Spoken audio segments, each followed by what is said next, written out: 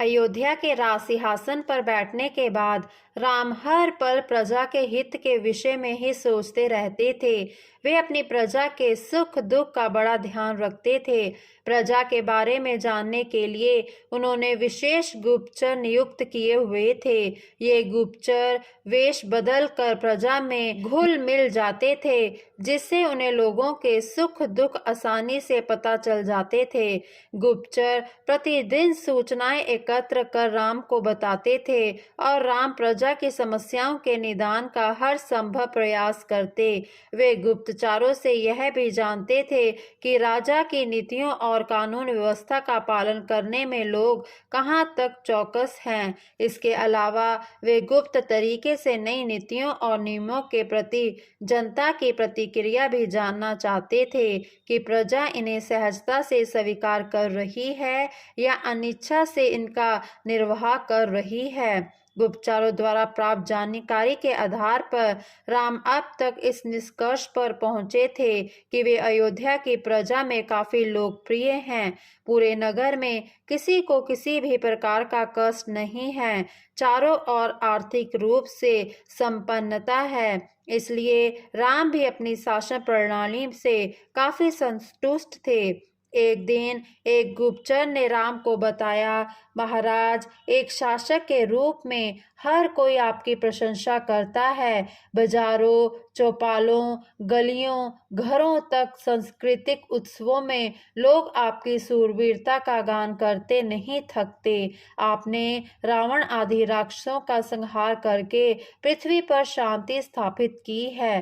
पर महाराज, एक शासक के रूप में जहां आप इतने लोकप्रिय हैं, वहीं व्यक्तिगत रूप में कुछ लोग आपकी आलोचना करते हैं।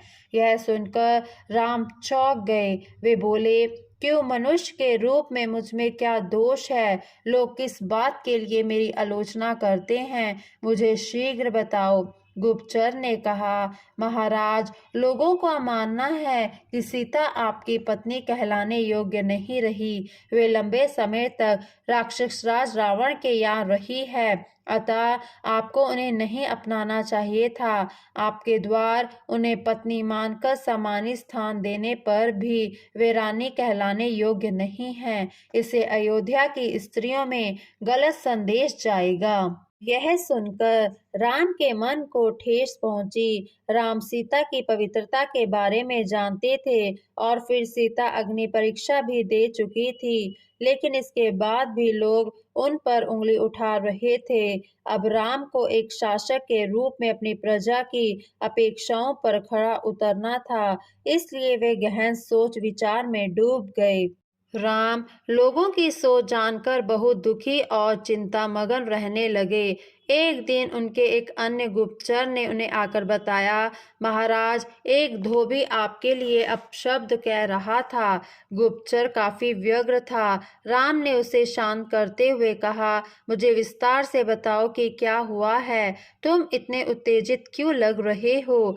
गुप्तचर ने थोड़ा संयत होकर उत्तर दिया, महाराज, आज जब मैं एक छोटी सी झोपड़ी के पास से गुजर रहा था, तो तभी मैंने सुना कि कोई गुस्से से चिल्ला रहा था। मैंने सुना कि एक धोबी अपनी पत्नी को घर से बाहर निकालते हुए कह रहा था, तेरे लिए मेरे घर में अब कोई जगह नहीं है।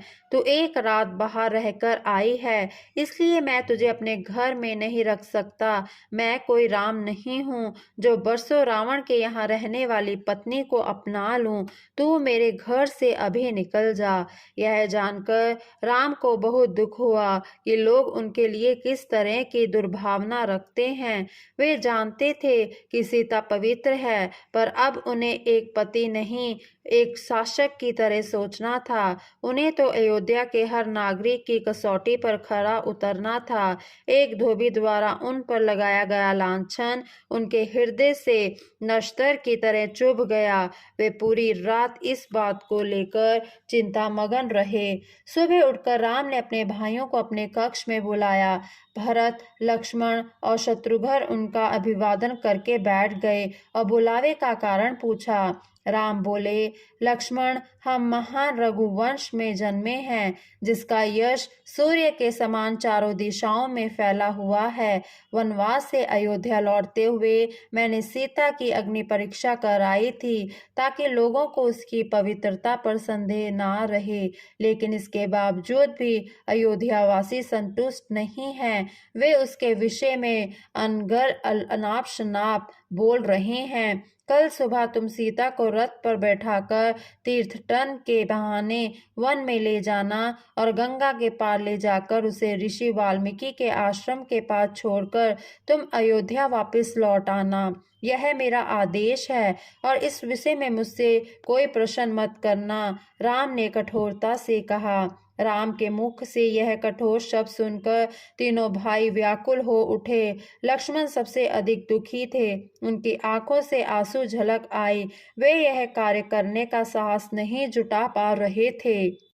राम के कक्ष से भारी मन से निकलकर लक्ष्मण अपना सारा साहस बटोरकर सीता से मिलने गए। सीता को प्रणाम कर लक्ष्मण बोले, माते, आप कई बार तीर्थटन की इच्छा व्यक्त कर चुकी हैं। क्या आप कल मेरे साथ तीर्थटन पर चलना चाहेंगी?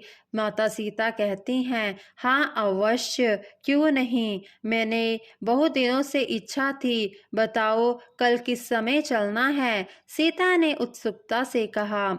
माते, हम प्रातः मुँह अंधेरे तीर्थटन पर चलेंगे, आप तैयार रहिएगा। यह कहकर लक्ष्मण तेजी से वहां से निकल गए। अगले दिन सीता सूर्योदय से पूर्व ही उठ गई। वे सबसे आज्ञा लेकर लक्ष्मण के साथ खुशी खुशी रथ में सवार हुई। लक्ष्मण ने रथ तेजी से हाँका और रथ हवा से बातें करने लगा।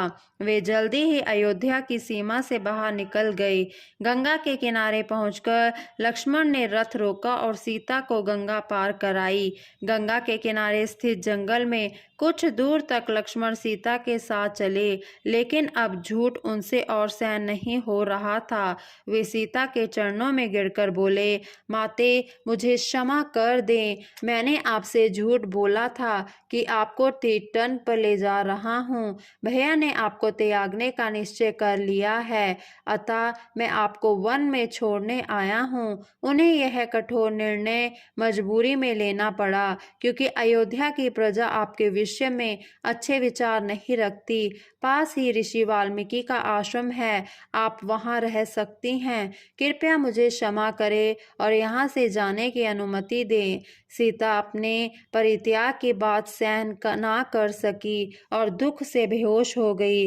कुछ देर बाद होश में आने पर वे बोली, लक्ष्मण, क्या मैं इस पृथ्वी पर सिर्फ दुख उठाने के लिए ही आई हूँ? मुझे एक ऐसे पाप की सजा मिल रही है जो मैंने कभी किया ही नहीं है। क्या यही न्याय है? तुम जाओ, मैंने तुम्हें क्षमा कर दिया है, क्योंकि तुम तो सिर्फ अपने भाई की आज्ञा का पालन कर रहे हो। मैं इसी क्षण गंगा की इन लहरों में समाकर अपना जीवन समाप्त कर लेती, यदि मैंने अपनी कोख में रघुवंश के अंश को धारण ना किया होता। अब तुम जाओ, मेरे आशीर्वाद हमेशा तुम्हारे साथ है। लक्ष्मण ने 3 बार सीता की परिक्रमा की और उनके चरण छूकर अयोध्या की ओर चल पड़े। सीता वहीं बैठकर अपने दुर्भाग्य पर रोती रही।